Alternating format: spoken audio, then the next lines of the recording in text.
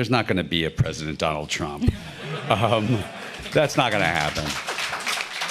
It's not going to happen because we're not going to be used. Fear is not going to be something that we're going to.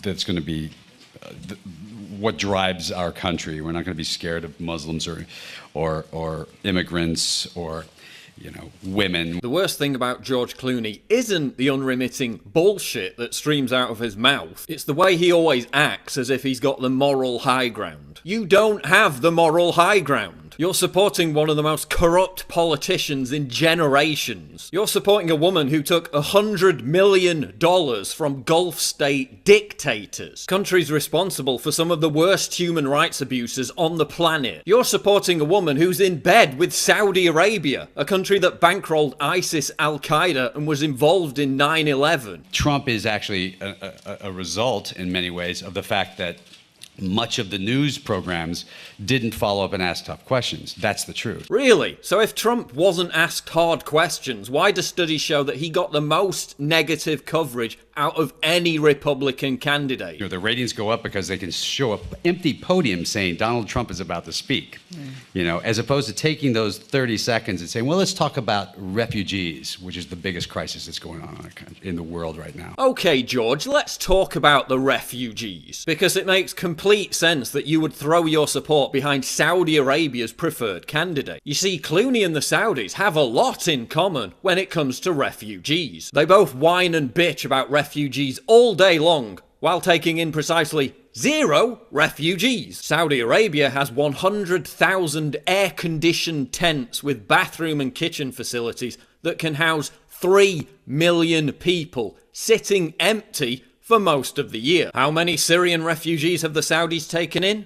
None. George Clooney visits Angela Merkel to lecture Europe about how they're not doing enough for Muslim migrants, despite accepting millions of them over the past year. How many Syrian refugees has George Clooney taken in?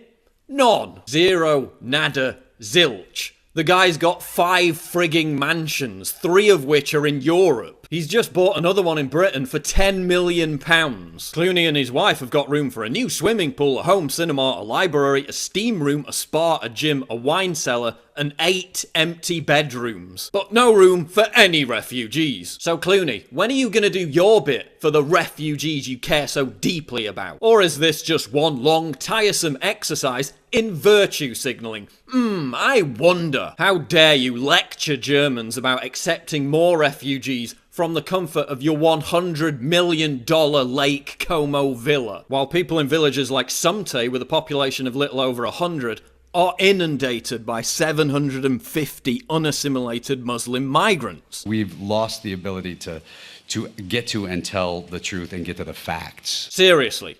This is a guy who throws $350,000 a plate fundraisers for Hillary, and then has the nerve to get on TV the next day to complain about getting big money out of politics. This is a guy who lectures Hollywood about diversity, yet whose new movie doesn't feature one single black actor. He's a total hypocrite, and I'm sick of seeing his smug, self-satisfied face spewing out meaningless platitudes while the media makes out like he's Jesus fucking Christ. Clooney once angrily lectured a journalist who called one of his movies boring. You make a lot of films yourself, yeah? I'd like to see you make a film before you get to talk about it. What a jerk, said Clooney. Well, I'd like to see you listen to the parents of women and children raped by Muslim migrants in Europe before you get to talk about it. I'd like to see you house a single Syrian refugee in one of your numerous palatial mansions before implying that we're all racist for expressing concern